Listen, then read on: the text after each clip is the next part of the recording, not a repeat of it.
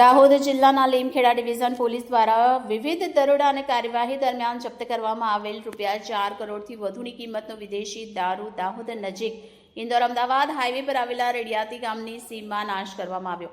દાહોદ જિલ્લાના લીમખેડા ડિવિઝન હેઠળના police station દ્વારા અગાઉ પકડવામાં આવેલ ગેરકાયદે વિદેશી દારૂની હજારો બોટલ અને કેન કુલ કિંમત ₹4 કરોડથી વધુ કોર્ટ અને ઉચ્ચ પોલીસ અધિકારીઓની મંજૂરી બાદ રોલર અથવા બુલડોઝર ફેરવી દારૂની બોટલોનો સ્થળ પર જ નાશ કરવામાં આવ્યો। આ કામગીરી sub divisional magistrate, SP, DYSP તથા પ્રોહિબિશન અને એક્સાઇઝ વિભાગના અધિકારીઓની પ્રત્યક્ષ ઉપસ્થિતિમાં હાથ ધરવામાં આવી।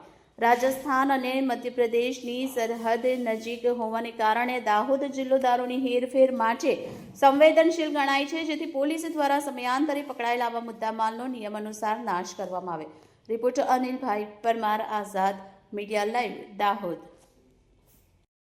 આજરોજ લીમખેડા ડિવિઝનના 3 પોલીસ સ્ટેશન પીપલોદ, સાગતાળા અને દેવગઢ બારિયાનો ટોટલ 1,70,317 બોટલનો નિયમાનુસાર સક્ષમ કોર્ટની મંજૂરી મેળવી સમિતિની હાજરીમાં ટોટલ ₹4,23,07,151 રૂપિયાનો મુદ્દામાલ, વિદેશી દારૂનો મુદ્દામાલ નાશ કરવામાં આવેલ છે।